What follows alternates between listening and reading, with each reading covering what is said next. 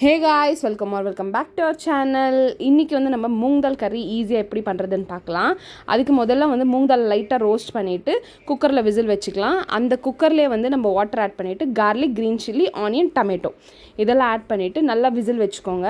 ஒரு 4-5 விசில்ஸ்க்கு கொஞ்சமாக red chilli powder and turmeric powder, salt add பண்ணியிருக்கேன். அவ்வளோதான்.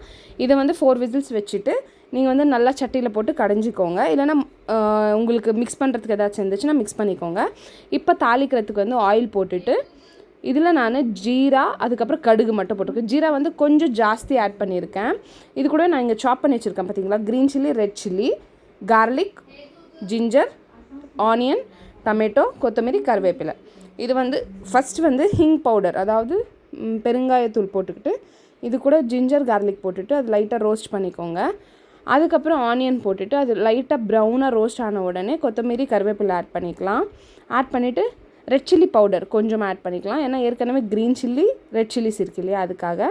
இப்போ டமேட்டோ ஆட் பண்ணிவிட்டு நல்லா வதக்கி விட்டுக்கோங்க. இந்த டமேட்டோ வந்து நல்லா ஒரு வெந்து அந்த தொக்கு பதத்தில் வந்துடும் இல்லையா, அந்த டைமில் நம்ம என்ன பண்ணுறோன்னா தேவையான அளவு சால்ட் எல்லாம் செக் பண்ணிக்கோங்க. அப்போ வந்து நம்ம நல்லா மசிச்சு வச்ச அந்த மூங் தால் பருப்பு வந்து நம்ம இதில் ஊற்றிட போகிறோம் டைரெக்டாக.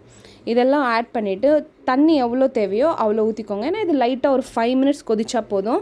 ஒரு டேஸ்டியான சூப்பர்பான மூங் தால் கறி ரெடி. இது வந்து நான் 3rd டைமோ 2nd டைமோ தான் ட்ரை பண்ணுறேன். அவ்வளோ நல்லாயிருக்கும். மூங் தால் வந்து உடம்புக்கு ரொம்ப குளிர்ச்சி. இந்த சம்மருக்கு ட்ரை பண்ணி பாருங்கள். தேங்க்யூ ஃபார் வாட்சிங். பாய் பாய்.